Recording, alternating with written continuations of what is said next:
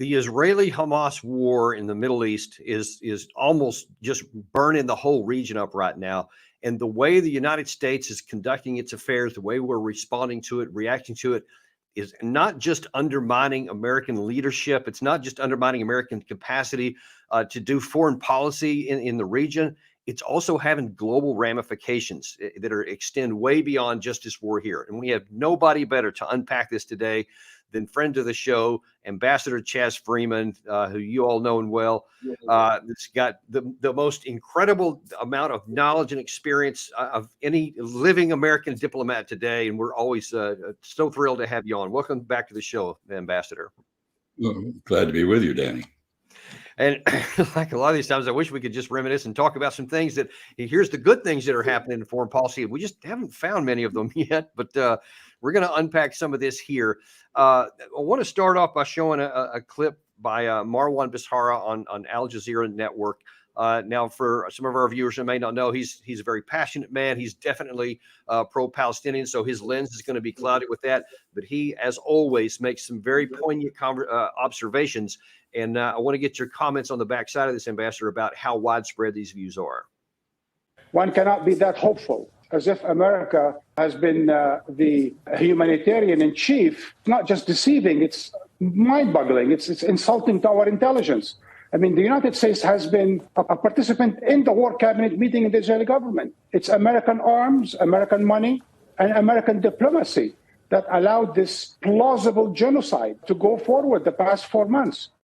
Now, the context in the moment is that the Secretary of State is in the midst of a regional diplomatic tour, and he's talking with different people trying to, well, I don't even know for sure what he's actually trying to do. Allegedly, it's to try to bring the war to an end, but I don't see any actual evidence of it. So I'm genuinely not really clear what he's trying to accomplish. Maybe you have some insight there. But the bigger question I have right now is that's somebody who's on the ground, has a lot at stake in this, has a dog in the hunt, as they say. But what about other people in the region or even the U.S.? Do they see the U.S. actions in a similar way that he does? Well, I think in both the Arab and Islamic worlds, we've lost our moral authority entirely by our totally unconditional support for Israel, our veto of ceasefire attempts in the Security Council, our provision of weapons on an expedited basis to Israel to kill Palestinians, vast majority of whom have been women and children. Israel, after 4 months, has not succeeded in any of its war objectives. It has not released the hostages. I think there's been only one that was released by military means. The others that have gotten out have been through an agreement with Hamas. Another agreement is in the process of being negotiated. Hamas has just published its terms, which would provide a very solid basis for peace between Palestine, their part of Palestine, and Israel. But there's no indication that Israel is interested in peace. It seems to be interested in the depopulation of Gaza and its annexation for additional settlements. So I'm not very confident that the Hamas proposal, which Qatar, which helped negotiate it, characterized as largely positive, is going to receive any kind of reception in Israel other than a rebuff. Secretary Blinken is doing his version of shuttle diplomacy so far without any achievement whatsoever, as far as I can see. Do you even know, just categorically, what is he, as far as you know, trying to actually accomplish? What is his objective in this particular trip? Well, it's not clear, but I mean, it does seem that he is trying to advance the Israeli agenda on hostage release, and that's about it. The U.S. position is that Hamas cannot play any role in the future, which is, of course, totally unrealistic.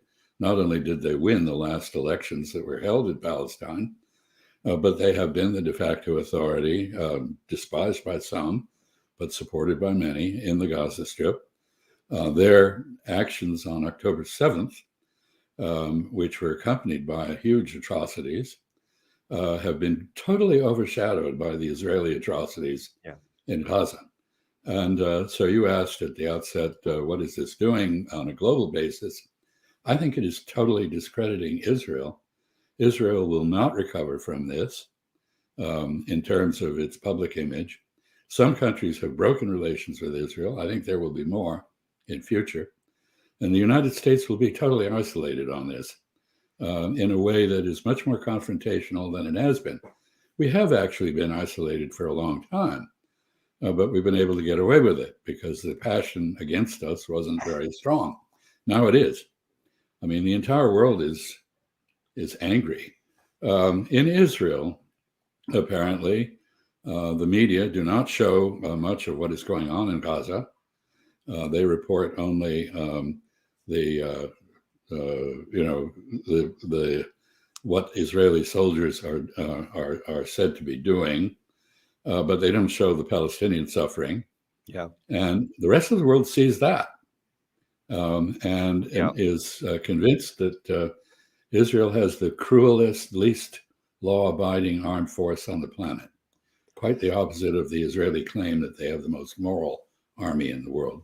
right. You know, we had on our show several weeks back a member of the U.S. Armed Forces that was part of our operation into Ramadi in Iraq back in the mid-2000s, when a city of similar size to Gaza City, where we tried to take out the terrorists and we tried to protect the population. And he talked about the extremes that we went to and the comparatively low civilian casualties and how we actually prioritized protecting the civilian casualties. Took 7 months to actually get through. And in the end, certainly there were some people killed with collateral damage, but in comparison to what here, I mean, it was almost a flawless military operation, which shows that the Israeli side, I don't care what anybody's saying, if you just look at what's happening, they're clearly not even attempting to do what we did.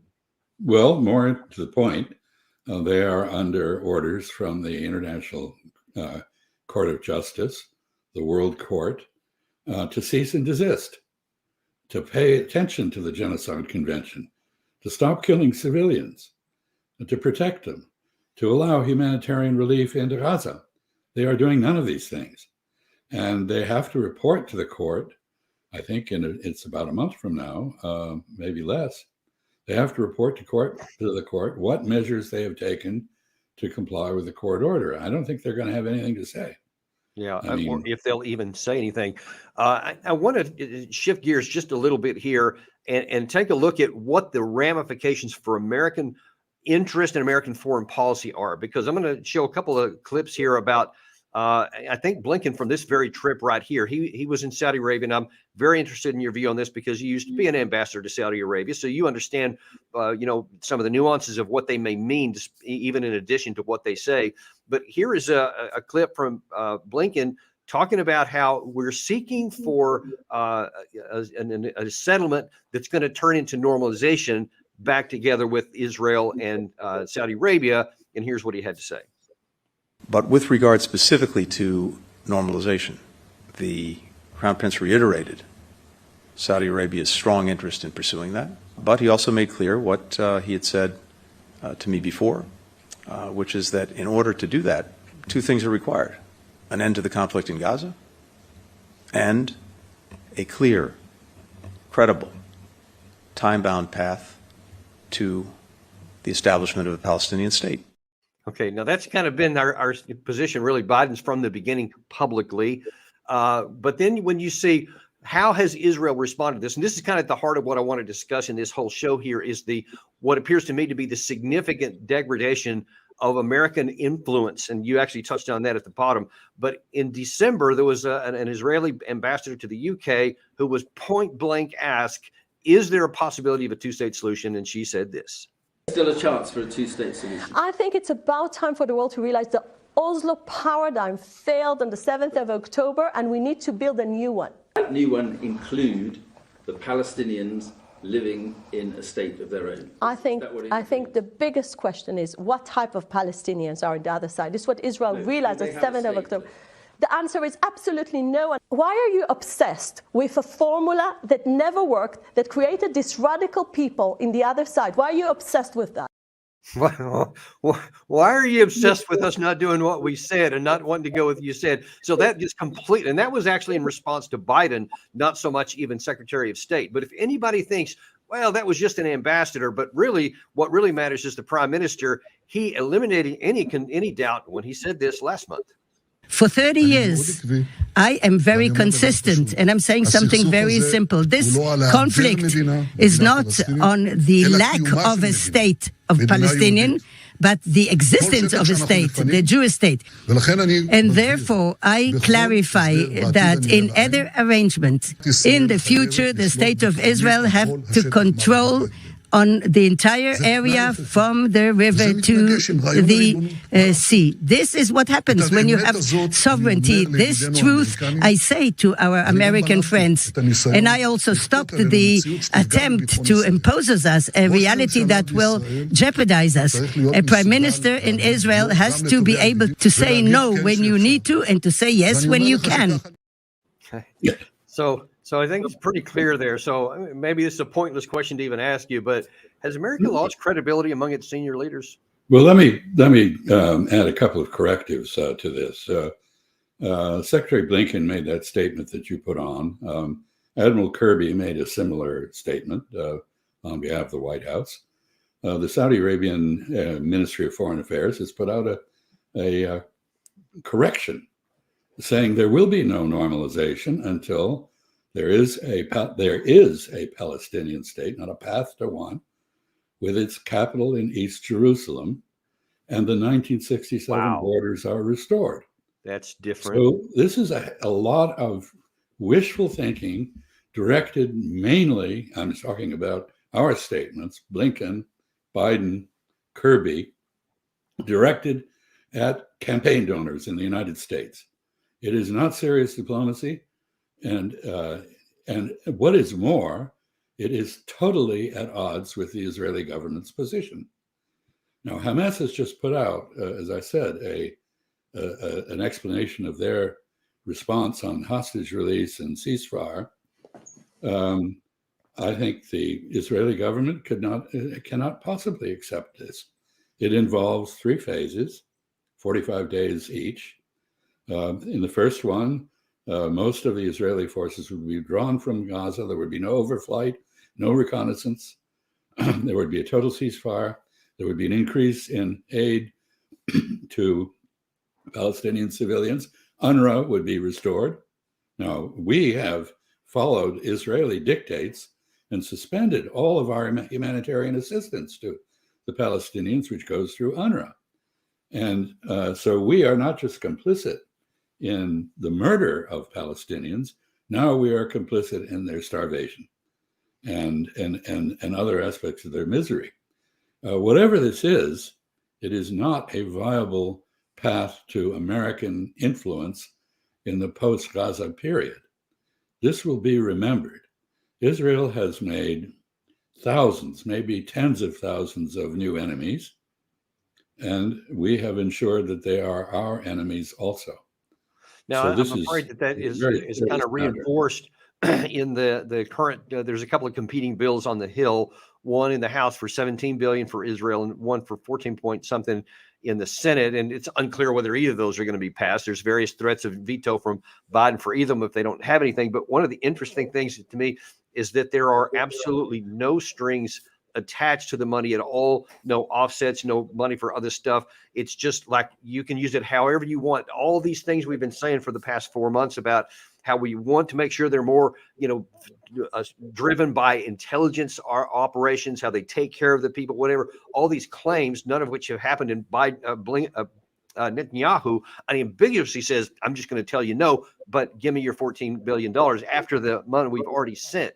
So how much that doesn't get much coverage here in the U.S. in terms of the consequences of those. But what does that do, Mr. Ambassador, around the region when other people are seeing that, they see what's happening on the ground? What is that doing to our prestige and our future ability to influence people? Well, it demonstrates that we have leverage and refuse to use it. An Israeli general very candidly declared that if the United States were to withhold logistical support, Israel would not be able to carry out the war in Gaza. And that's true. And everybody in the region knows that. And yet we don't use that leverage. Instead, we appease campaign donors in the United States. And our media are biased and do not report what is going on, as you suggest. So our credibility is about zero. Now, you say about zero. I fear that after watching this next clip, we're wondering if it might be somewhat below zero, because we just showed this Secretary of State, and and we've had others in the past here. But the President Biden was asked, I think, a couple of days ago about what is the status of the negotiations between Hamas and Israel and Qatar on hostage negotiations, and has there been any movement on that? And I'm going to play you his response here. I'll just warn you ahead of time, it's very painful to watch, and maybe not for the reasons some may think. Gary, roll that tape. There is some movement, and I don't want to,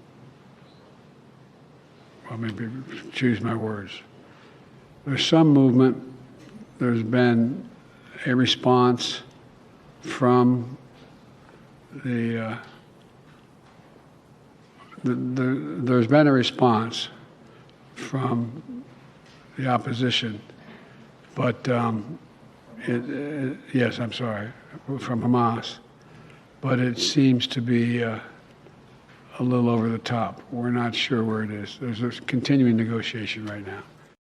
When people see the President of the United States has a hard time even finishing a sentence, and that's 38 painful seconds you just watched there, and he forgot even who he was talking about, and that's obviously not an isolated event. When people see him that weak, what does that do to people around the world? And I'm talking friends and allies as much as potential opponents.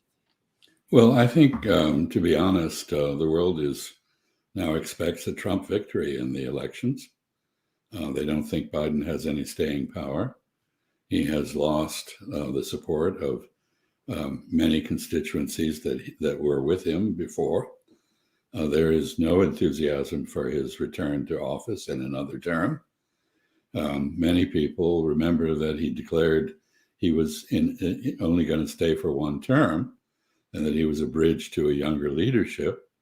The fact that that is not happening is not welcomed by many people. And while Mr. Trump, has a totally different and somewhat wacko foreign policy in store, meaning protectionism, tariffs against the whole world, pulling out of alliances, blah, blah, blah. All of this, apparently with no consultation with allies, we just do it. This is not encouraging. But I would say, if you look around the world, you see country after country after country beginning to hedge against what's to come in 2024, this year's election, and they're not counting on Biden being around. And there's a lot of chatter among Democrats, committed Democrats in the United States, saying that, well, he restored faith in NATO and allied unity and so on. This is whistling past the cemetery as far as I can see. Okay. And speaking of NATO and whistling past the cemetery, the issues that we're talking about here are primarily were centered on the Middle East and on the Israeli-Hamas war, but unfortunately it extends around the globe. There are ramifications, one of which is on NATO. So here is another clip of our Secretary of State who's saying something that, if you know almost nothing about foreign policy, you got to look at this and go, wait, what did you just say about this war between Russia and Ukraine? Roll this tape. I think the process that we've seen in actually record time, first with Finland and now with Sweden, demonstrates that NATO's door is open, remains open, including to Ukraine, which will become a member of NATO. Mr. Ambassador, Ukraine will never be a member of NATO under any circumstances at any time. And yet here is the Secretary of State saying point blank, it will happen. What do people think when they hear that kind of statement? Well, it depends on who they are. I mean, anybody who remembers how this war started will remember that the Russians demanded a negotiation on the issue of neutralizing Ukraine, and establishing some security architecture in Europe that was non-threatening to them as well as others, and that we stiff-armed them. And Secretary Blinken told them, hell no, we're not going to talk about any of those things. And that led directly to the use of force by the Russians. Then the question now is how much of Ukraine is going to be left, not whether it's going to be part of NATO. It may well be part of the EU, but it's not going to be part of NATO because the Russians will not permit that any more than we would permit Mexico to join the Warsaw Pact.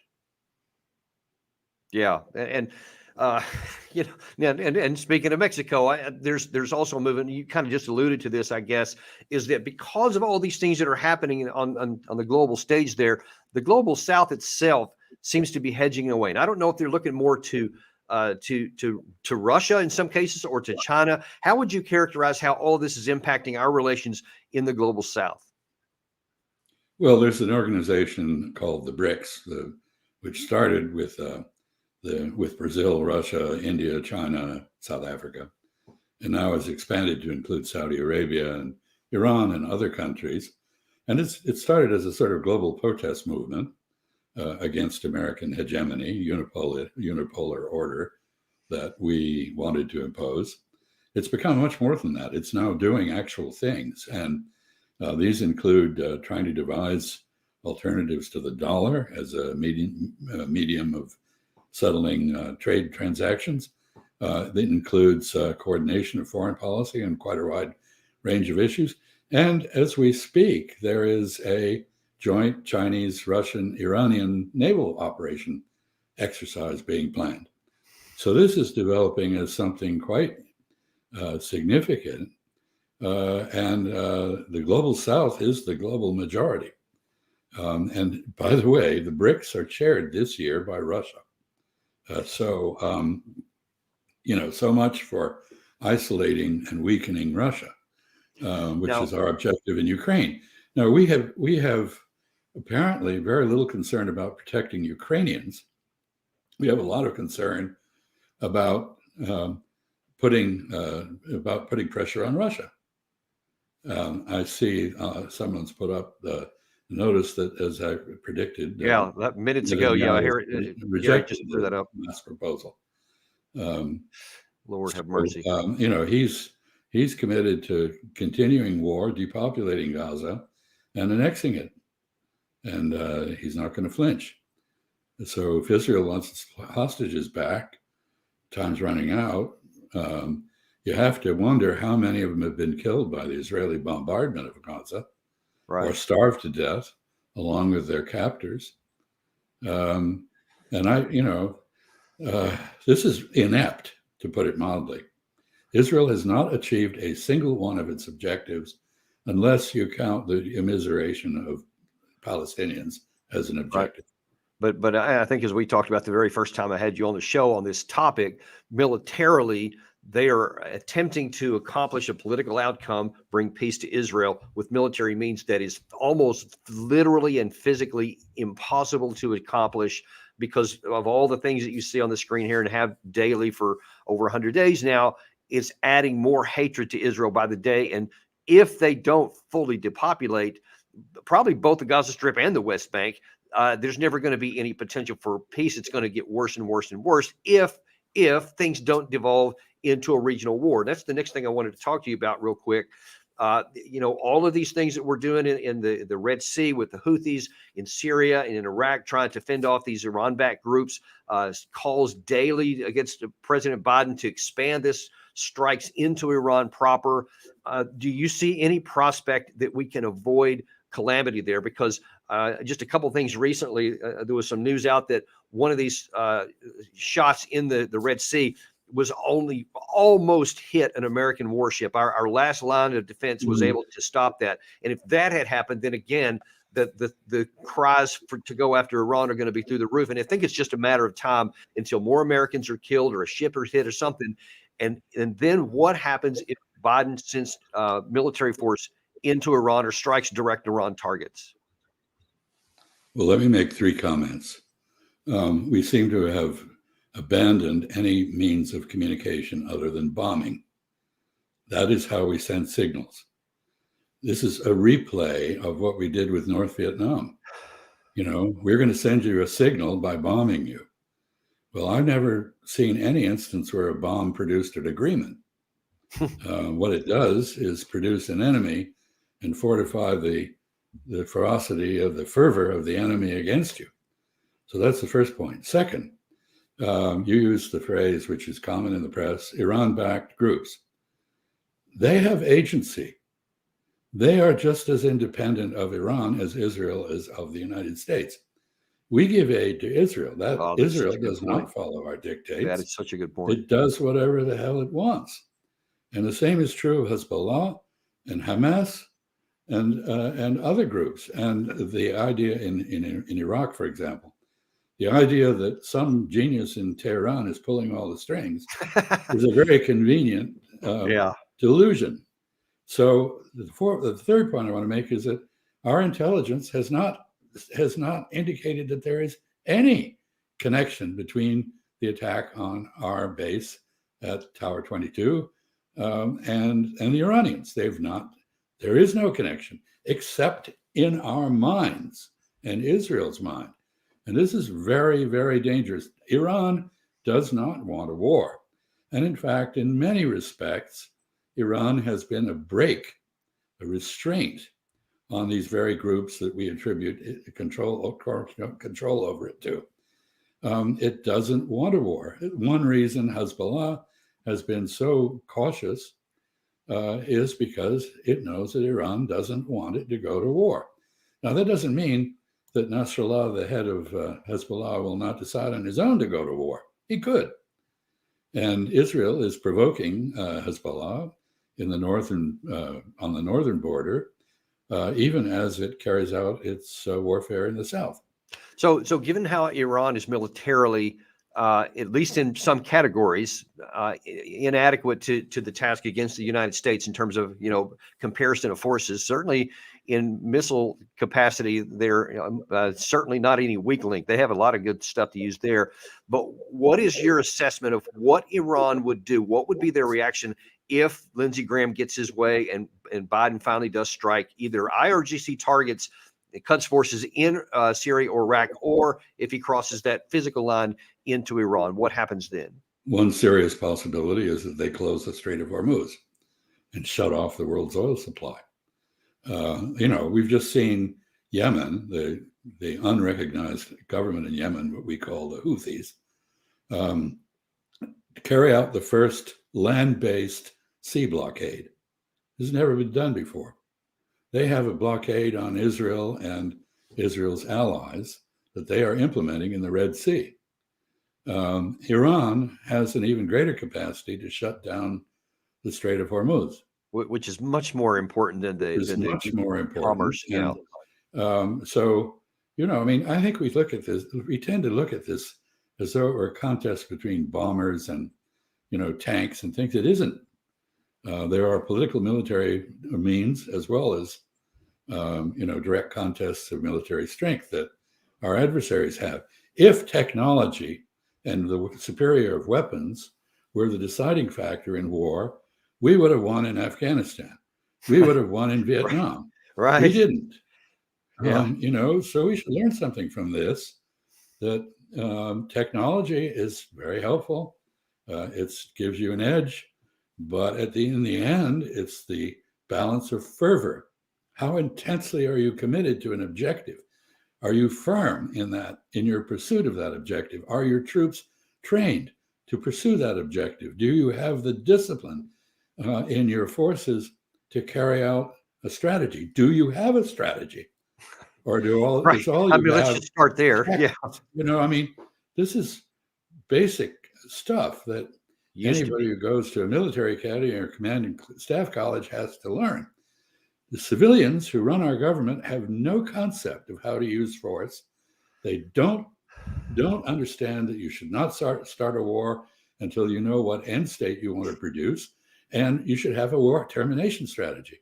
And Israel is a grave offender in this regard. It has no war termination strategy other than the annihilation of the civilian population in Gaza. Yeah, and I just don't think that that's going to fly. And in terms of the Iranian side here, Jack Keane, Lindsey Graham, General Hodges, ad infinitum, all that crew, the war firsters, I call them, they're all emphatic in saying that if Biden, the reason why these groups have been attacking us so far is because we haven't been strong enough on Iran up to this point. But if we do this and we hit them hard, we hit their oil infrastructure, we take out their RGC leadership, then they'll get the message and back down. I mean, this is about as softball a question as I get for you, but what say you?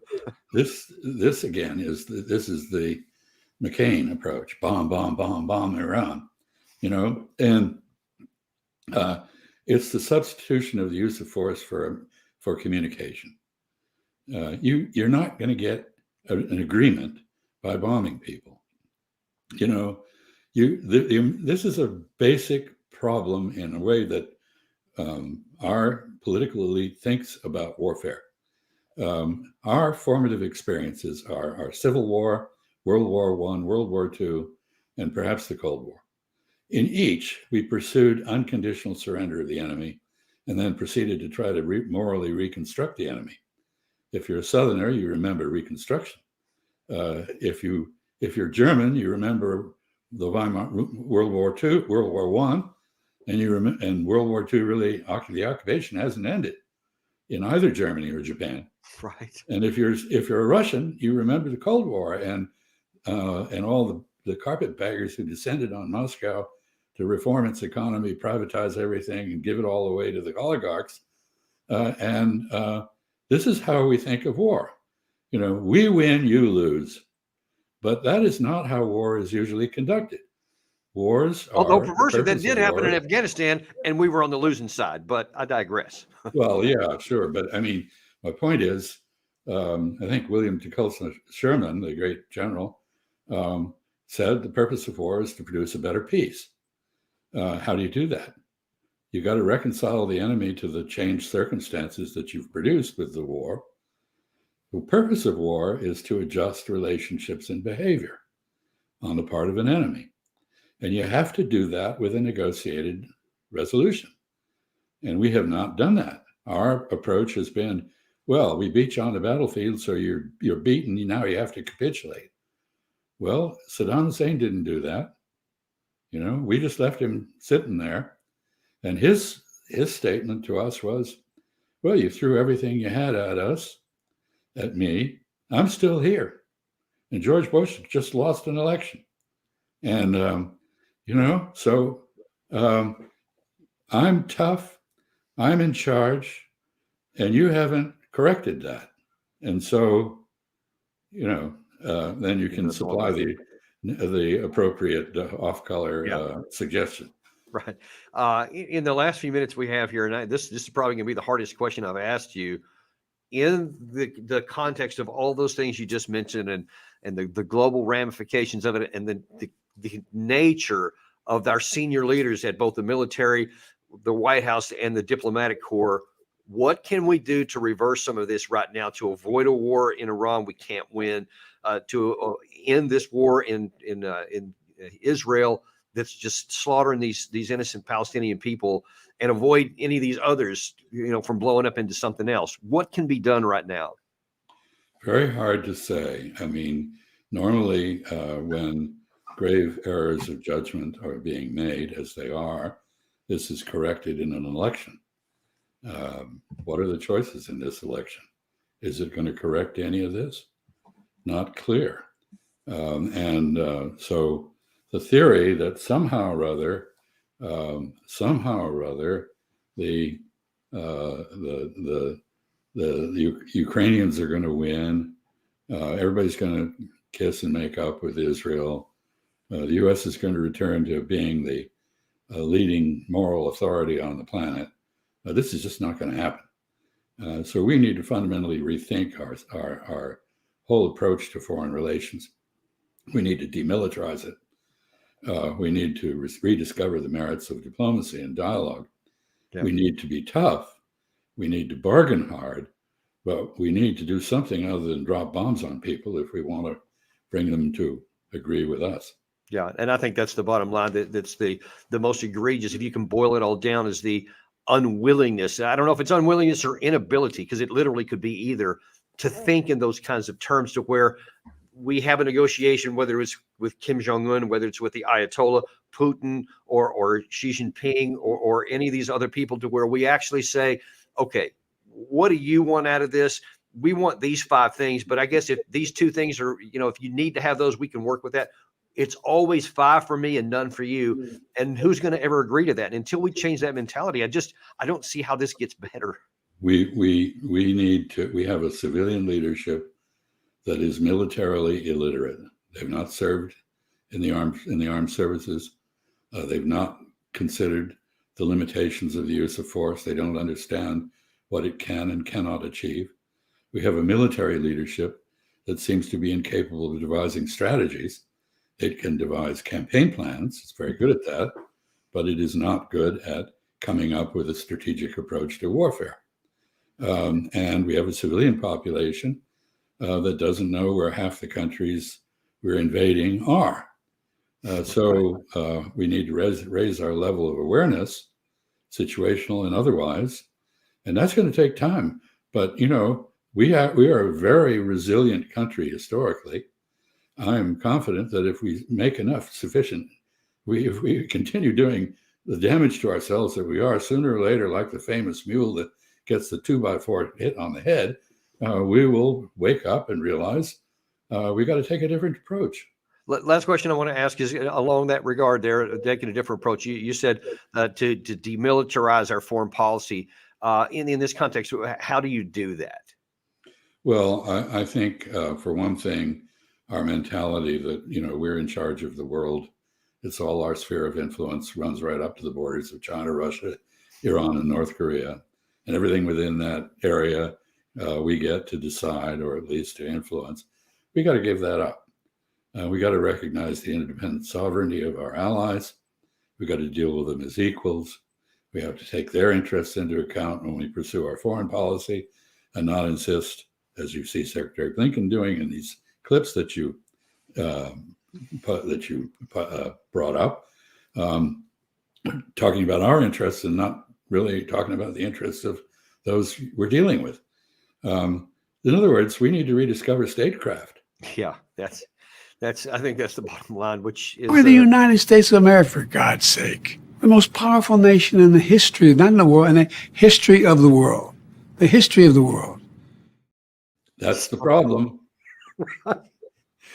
Yeah, so that's. I didn't realize that President Biden was watching, so that he jumped in the show there. So I wanted to, and I think that if he were really here, he probably would say something like that. It was very revealing, because a great part of the problem is hubris. After the end of the Cold War, we concluded that we were not only omniscient, but omnipotent and invulnerable. And what we should have learned from 9/11 is, if you bomb people, they'll bomb you back. Even if they don't have an aircraft to do it, they'll find a way. And we are just creating the basis for terrorist attacks on our homeland, as well as on our presence abroad, whether it's military or otherwise. That's what Tower 22 was. Yeah, and that is a very potent reminder of the future that we now face. We have made enemies everywhere. Yeah, and on that somber note, we'll leave it right there for now, and we're going to continue tracking the situation, especially with that breaking news that Gary just put up there about the Saudi response to Blinken's claim that they had said one thing when you knew that they hadn't, and now we're going to see how that plays out too. Look forward to having you back on to continue this dialogue. Mr. Ambassador, thank you so much for joining us today. Keep up the good work, Danny. Thank you. And we appreciate you guys for watching too. We value you guys watching us every day. And we're going to continue to giving you this kind of insider information and knowledge that you just don't get anywhere else. Be sure to spread this to your friends and family. Let them know so they can benefit from the same thing you are. Like and subscribe. And you're going to want to tune in tomorrow. We have Jason Beardsley, another one of our popular guests that we have on here. And he's got some really good things to say. You're not going to want to miss that. And we will see you tomorrow on Daniel Davis Deep Dive.